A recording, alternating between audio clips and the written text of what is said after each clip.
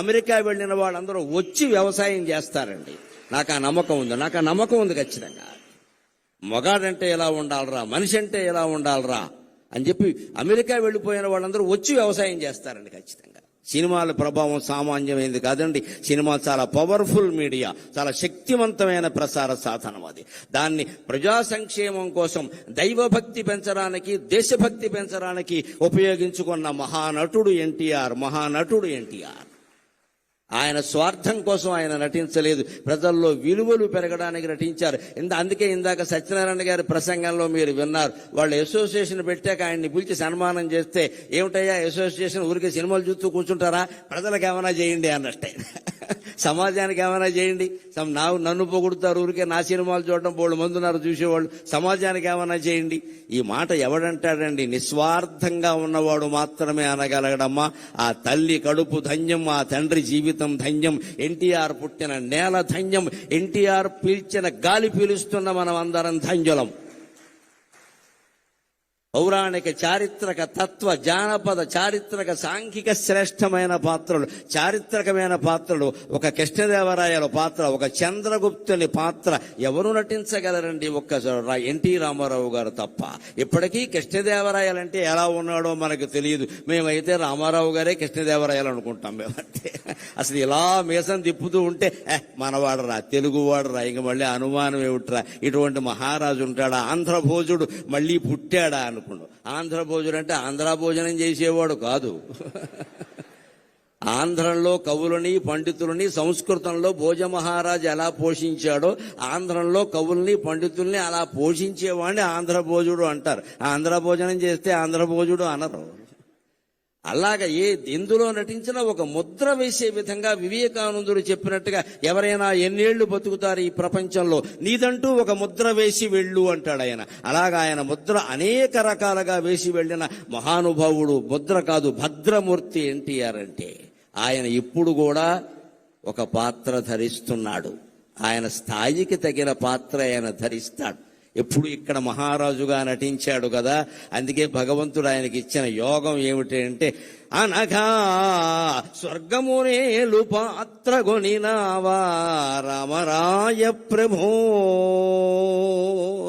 ఏమయ్యా, ఇన్ని రకాల మహారాజుల పాత్రలు వేసావు కదా, స్వర్గాన్ని పరిపాలించే పాత్ర తీసుకోవయ్యా అని భగవంతుడు, దేవేంద్రుడు స్వయంగా పిలిచి రామారావు గారికి స్వర్గం ఇచ్చాడు. అక్కడ ఆయన పరిపాలన చేస్తున్నాడు. ఆయనకి ఏ లోటు జరగడం లేదు. మనం దాని గురించి కంగారు పడక్కల. ఇక్కడ వైవిఎస్ చౌదరి గారిని పక్కన పెట్టుకుని నేను ఒక మాట చెప్పాలి. ఈయన ప్రతి సంవత్సరం మే 28వ తేదీని ప్రముఖ పత్రికలు అన్నట్లో ఫుల్ పేజీ ప్రకటన ఇస్తాడు పూర్తిగా. ఇప్పుడు కాదు, ఒక 30 ఏళ్ళు 40 ఏళ్ళు, చాలా ఏళ్లుగా జరుగుతోంది, చూస్తున్నాను.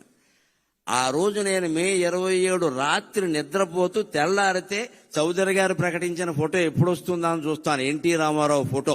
అది సరిగ్గా ఇలా బొగ్గమే చేయట్టుకుంటుంది, ఇలా ఉండి ఇలా బొగ్గమే చేయట్టుకుని ఉంటుంది. అసలు ఆ ముక్కుకి ఇవ్వచ్చండి ₹1 కోటి, అనుమానం ఏం లేదు అక్కడ.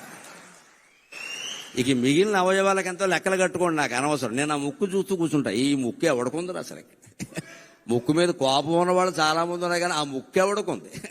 కోటేరు లాంటి ముక్కు అని కావ్యాల్లో, సినిమా పాటల్లో పూర్వం వారి కోటేరు లాంటి ముక్కు అండి నిజంగా అయింది. ఆ ముక్కు చూసి ఈ ఫోటో ఈయన ఎక్కడ పట్టుకున్నాడని నేను అడిగాను ఒకసారి. నేను ఇప్పుడు రక్త సంబంధం సినిమాలో సావిత్రి చంద్రుని మించు అందములిగించు అంటే ఆ ఫోటో గోడకు తగిలించి ఒక 4 సార్లు చూపించారట. మళ్ళీ ఏ సినిమాలోనూ లేదు, ఎప్పుడూ లేదు. దాన్ని పట్టుకుని ఆయన పరిపూర్ణమైన సంతృప్త హృదయంతో ఇప్పుడు నీ సేవలో ప్రభువుని ఒకే రకమైన మాట రాసి ప్రతి సంవత్సరం వేస్తారండి. మా ఇద్దరి మధ్య బంధుత్వం అదే ప్రధానంగా, ఆ ఒక్క ఫోటో. ఈ ఫోటో ఎక్కడ దొరికిందండి బాబు? ఇది రాముడి కంటే కృష్ణుడి కంటే అందంగా ఉందన్నా నేను. ఇలా బొగ్గ మీద చేయి పెట్టుకుని ఉంటే అస్సలు అది కాదండి. ఆయన చూసిన వాళ్ళు 16 ఏళ్ల అమ్మాయిలు కూడా ఎన్టీఆర్ వెనకాల పడాల్సిందే. ఆ ముక్కు అంటే అంతే, ఇంకా కోటేరు లాంటి ముక్కు అంటే అంతే. అటువంటి ముక్కున్న మొగుడు దొరికితే ముక్కోటి దేవతలకు మొక్కుకోనట్టు లెక్క. బండ మొక్కులు, బొర్ర మొక్కులు కాదు ఎంతసేపు. ముక్కు అంటే ఎన్టీ రామారావు ముక్కులో ఉండాలి. ఆ ముక్కుకు జారి ఇంకేం అక్కల. ఆయన నటన నుంచి కదా, ఆయన జీవితం నుంచి కూడా మనం నేర్చుకోవలసింది క్రమశిక్షణ.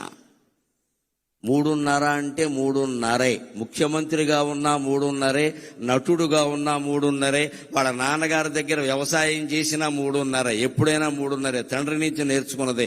ఎప్పుడు 3:35కి లేచే అలవాటు ఆయనకి లేదు. గంటిపేట ఆశ్రమంలో ఉన్నా సరే కార్యదర్శులు వణికిపోయేవారు. ఎందుకంటే ఈయన 3:30కి లేస్తాడు, 4:30కి బల దగ్గరికి వచ్చి కూర్చుంటాడు. వెంటనే వాళ్ళు వచ్చి నిలబడాలి అక్కడ, లేకపోతే అయిపోతుంది ఇక్కడ. క్రమశిక్షణ అంటే నాయకుడైన వాడు ముందు తాను కలిగి ఉండి ఇతరులకు చెప్పాలి. బ్రాహ్మీ ముహూర్తంలో లేచాడండి. 4 గంటల నుంచి 5:30 వరకు ఉండే ముహూర్తాన్ని ప్రధానంగా బ్రాహ్మీ ముహూర్తం అంటారు. ఆ ముహూర్తంలో పిల్లలు ఇవాళ యువతరం లేచి మొహం గడుక్కుని కూర్చుని చదువుకుంటే రాని విద్య ఉండదండి. సరస్వతీ కటాక్షం కలుగుతుంది ఖచ్చితంగా. 4 నుంచి 5:30 గుర్తుపెట్టుకోండి. రామారావు గారి విజయావకాశాలకి ఒక కారణంగా ఆయన చెప్పారు, నా క్రమశిక్షణ నేను ఈ బ్రాహ్మీ ముహూర్తంలో లేస్తా అని. ఆయన చదివే పుస్తకాలు భగవద్గీత ఇటువంటివన్నీ అప్పుడే చదువుకుని ఆయన చేసే దైవ పూజ ఏదో చేసుకుని 5 గంటలకు ఆయన స్టూడియోలో ఉండేవాడు. చస్తారా అండి హీరోయిన్లు వీళ్ళు రాకపోతే? అక్కడ ఉంటారు, బతుకుతారా ఇంకా అసలు? ఆయన 5ంటికి అక్కడ కూర్చున్నాక ఆయన కూర్చునేవాడు ముందంతే. ఎలాగా ఆయన ఆలస్యంగా వెళ్ళడం, నేను వచ్చే వరకు షూటింగ్ ఆపమండం, నేను సాయంత్రం 4:00కైనా వెళ్ళిపోతానన్న ఈ అహంకారాలు ఎప్పుడూ లేవండి. ఆయన ఖచ్చితంగా క్రమశిక్షణ పాటించేవాడు. అది ఒక్కటి నేర్చుకుంటే యావత్ జాతి ఎన్టీఆర్ కారణంగానే బాగుపడుతుంది, అనుమానం ఏం లేదు అందులో.